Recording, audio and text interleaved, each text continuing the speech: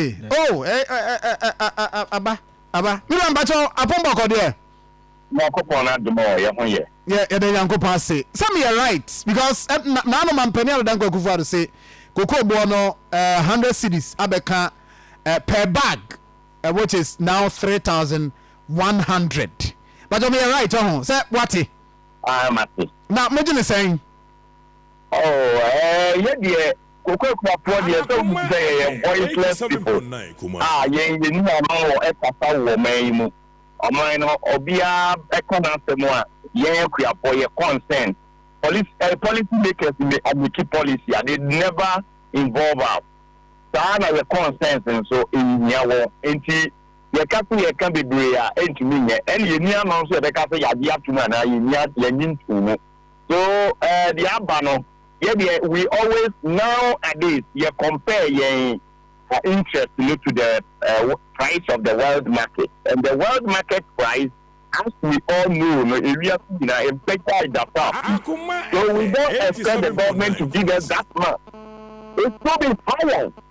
Then if whatever the Akoma or the Akoma, and even the time of the 400 things we have to know, we have done it just for the fact that for a political reason. That is what we could have also addressed. For political gains. Yeah, political reasons in Tinama or the workers were the 100 cities at Tinama. And Tinanka motion must be more than that. If so, so they will say for political reasons, they are saying can you bear more than the way. Because for the 3,000 am I, but if grandma is to cocoa boy saying now a DMT or the mine, now quite that or the mine, and you and the other amount for you at the say, I buy me back and I'm the same poor and now you cook a jumana, young woman, you know, young cook for. That is one thing we should take note of. For buying a million phone, I can't say, oh. Yeah, the phone, yeah, and you will be a boy. Mama, if you are buying an air, and you will be a boy. Let me have your body and celebrate. Let your body become a door, a quarter the back. I'm buying yes, my young power. I can't say cook your phone. Yeah, door, you come to the airport. Now, Oba, no, so my quarter. Those you can't acquire the chocolate and component the back. What they told me, dear woman, is oh, dear me, come here to cook. It will now, be no catch so auto cook now, maybe a constitution in the chair, you know. And he said, Otto, unchabu, waha, it won't be a summer young farmer for her. No, you a diasa, and or no cocoa border, or when she say, now on Fanya, and you or Casu, you know, and I will be a profit a bit more banner. Also, 10% in your welfare. And my you too great, nothing like that can be done. And once you after you told you cocoa new year, nothing. I buy any Jimmy Chicken, we are, and one on only be proper beyond the money. Therefore, insurance be a new auto work for a body, a double born, and we are one work for next year. Insurance be a one of my about young cocoa. And one is what you cook with that's all. And I said more enjoy a cocoa pension scheme. Master, anything you can not Boyani. Cocoa pension scheme, no matter the two of more. It's an effect, I will not pass. And I agree about that's the one of that. Ah. Oh, Master, I tell you, I didn't take a on our year president Ghana National Cocoa Farmers and to let me account Amayati say cocoa pension scheme more enjoy.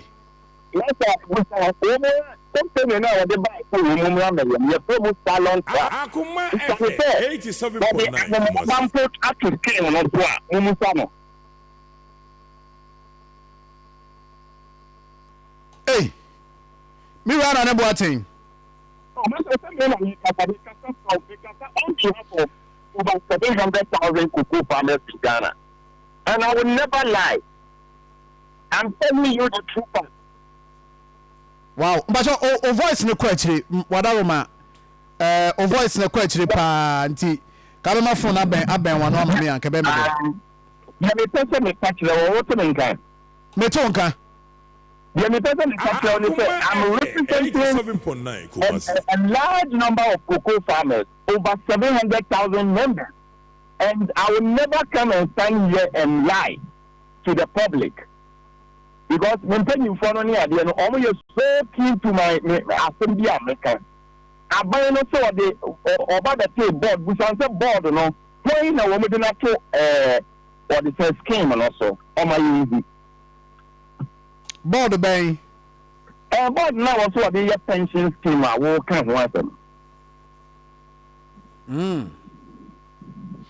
Enti se sia kasa na eze mo kokwa kuafo no FM 87. Enya dey say more benefit so much from government policies apart from the government ne say over one man no what to see say omo dey fertilize na what the new eno ma ebre papa ye djuma na ye no ye djuma na ye no enum hello me also pa me too ye djuma na ye no enum no reserve scanny bi and or the thing sanctions and my yen. I buy no coffee, 130 can be even common found and from my yen. 87.9. Farmer beer also they say they became because the name, the cocoa farmer, they already award. No, I'm not surprised that you can be too young car. I buy because I buy take a larger sum of money from a farm, cocoa farming business. Young farmers, no, we don't benefit anything apart from Onipa Bako and I'm you be a year will say award winner now, Yaman Award. Almost say, you told you cocoa, we are then with the money. South fertilizer, no, with the money, now you're trying to farm the pen. And when you see can be your reserve and the money, it's too common found. They should note, I mean, you people should take this a bit. And as we speak, more expectation because I buy a cocoa price credit. I buy for the first time. If say me research a writer, I mean say season within a season, not season end year, not year pija cocoa boom. For the second time, I buy a year because previous season I buy a year, and a season where I buy a cocoa season no in October. 100 cities asabeka per bag cocoa bag so it means that as and when a buying who say for some benefit from whatever that proceeds are urban or making sure someone benefited from mother a buying on anyone who say the conscience and the conscience no anyone would you say or when you said the gamma so bought and it's more class who says it cannot be my it's not enough. When we say you need ivory coast, and I'm saying I'm someone I'm not saying I'm not the buy so I say ivory coast boy a high the entry or the senior ivory coast and when I cocoa when you cook I know when ivory coast famous because you need ivory coast you cocoa not the whole world you need ivory coast you are super and I buy no one says the money, no, it got my thing that they say cocoa drop on Okran, and then 7,900 per bag. 7,900 per bag. That's I buy no come here 3,000. I buy circulation 20 years anymore. We have been overtaxed. We have been overtaxed. I don't see the honor no. Akoma FM 87.9. On this pension scheme, may Kai be from Cocoa Board or Mankasa or publication on 12 August 2024. I will say Cocoa Board has commenced the pilot phase of deducting farmers' contribution to the cocoa farmers pension scheme, making a historic milestone in Ghana's cocoa sector. This initiative, which began on 6 August 2024, ensures real-time deduction of farmers' 5% contribution paving the way for the nationwide rollout during the main crop season starting October 1, 2024. Not just say Ushemwa, the nationwide rollout of pension scheme no na ebesha this season yeah. Nti aban so start away deduction be 5% contribution farmers edie. Eno no we are aware. Opani what was there? Enya no kre. Yenti abeka say enya no kre. What was there? Every year ni have a cap. Obi ti border. Owe ani mu say ade ne best. Yep, aban ba ya no so the pension scheme mama. Obe ile say ni time aduro, ya time eko off. Oba be wie na adwuma ye. Ebi sa ba we ya oba wie na adwuma yi. And then oba promise ye. Wa promise ye 8 years. We couldn't do it. After the term of office, I allow for no, and what other promise you? Is it fair? Is it right? And is it true? Now, one thing, so I bet my says, no, Mampany Abedi, I will quit Frank Adema, the NPP. Dr. Mahmoud Bamiadi, to just say, Cocoa for Oba, Cocoa pension, Cocoa scholarship. Na Cocoa for Momano enjoy senior high school. Free SHS by NT, and no aqua cottonasino. Sicano at the home. And more enjoy big time. I'm many now Boko universities. Ever enjoy sa scholarship no. But all we critically saying now bet me access no. And I mean accessing it this way. In the first place, before so be making me will be the person must access have a data for the people or the group.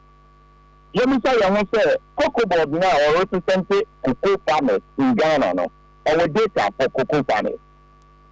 Now, this is the guarantee. This particular person is a farmer and he qualifies to take it. Every year, cocoa scholarship for farmers. Farmers scholarship. The protocol and the 100 level you go on protocol and a move through and a co-farmers. And this thing stayed for years. It took for years to date. And we buy. So what is the guarantee? Ever check that you will buy. They cocoa for your man and your bad benefit.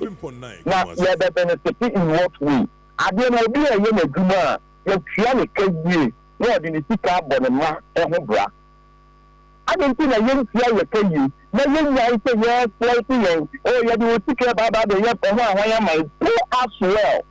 Then you take the money and then you tell us, oh, say now. At the end of the year, and I'm about the year we are now. Obviously, will be so being we are all making life. So, what is due for somebody? Give it to him. Not on one for making it right. It's not the people say, well, you're not quite more. If you find a man opening now, and then I am here for politics. Of course, I'm going in favor of NGC. NGC for you, I will be great. Okay, now I'm going in favor of NPP. NPP sorry, I will be paid. So, which angle should we move? If we, I don't know how can you political test. If you know what a person I know you know today, and you have to hear what and what the over here. And no okay, and 100 cities, it's nothing there enough. It's still significant. And it's an issue to we cocoa farmers. Akoma FM 87.9. Wow. Na sa a senior high school dear no crowd. But no na ne if how effective and na ya demand cocoa farmers because sometimes obetias yo yam farm ma cocoa kuafo politicians ya ma bo so obi o ha obenya bi or benefit from scholarship but na ne papa kran empty hasuoda. I mean, these were some of the things that now cost at the time. Not to say, Ankasa. I didn't make a guarantee I didn't say you to qualify or then this is what we are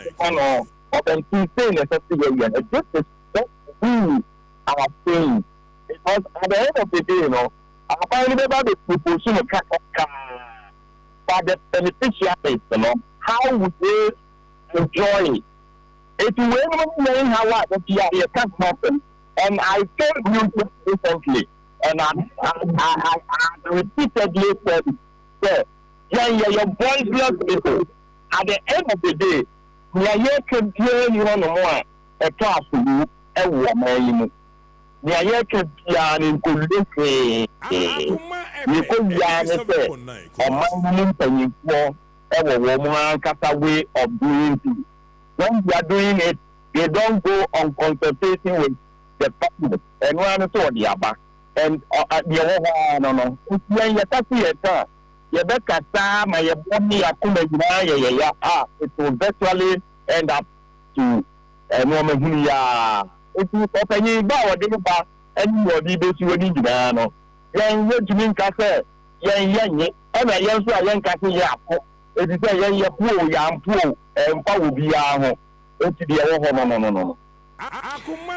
Mira ma yemfa ensihana yenyabre means how they say asem kakra ya baken everybody be na tie me omo pese omo nti bebre a me de me number no ma wo